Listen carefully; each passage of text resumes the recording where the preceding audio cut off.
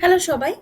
তো এই ঘটনাটা আমার সাথে ঘটেছিল হচ্ছে বেশ কিছুদিন আগে এবং আমার পাড়াতেই ঘটেছিল।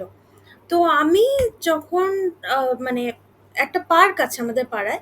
তো আমি যখন পার্কটা ভিজিট করছি, আমার কিরকম জানি একটা মনে হলো যে কেউ একটা যেন আমাকে দেখছে। এবং পার্কটার আশেপাশে প্রচুর বাড়ি আছে। ওই বাড়ির লোকজনেরাই ওই পার্কটাকে মেইনটেইন করে। তো এবারে আমার সবসময় মনে হচ্ছে যে কেউ একটা যেন আমাকে দেখছে, এবং ওই বাড়িটার যে বারান্দা, জানলা সেখানেও কিন্তু লোকজন ভর্তি। এবং কেউ একটা যে আমাকে দেখছে মানে ওখানে দাঁড়িয়ে, দাঁড়িয়ে দেখছে সেটা নয়।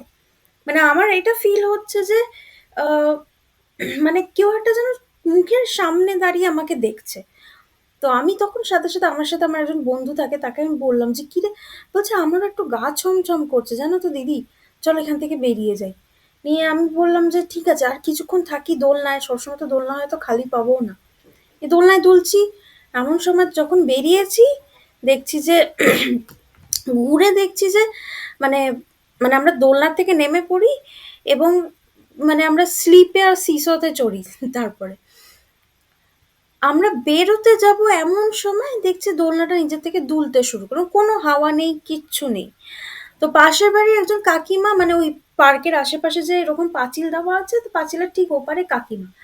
তো কাকিমার সাথে আমরা কথা বলছি, বললাম মানে যবে থেকে যাচ্ছি কাকিমার সাথে কথা হয়। তো কাকিমার সাথে এমনিতেও কথা বলছি। কাকিমা বলছে, "কি গো, ভয় পেয়ে গেছো? এইটা দোলনাটা প্রায়ই এরকম হয়। তোমরা ভয় পেও না। আমরা তো এখানে বারান্দায় আর জানলায় থাকি, আমরা দেখছি তোমাকে।" তো হ্যাঁ, এগুলো একটু, একটু ভয়াবহ ঘটনা।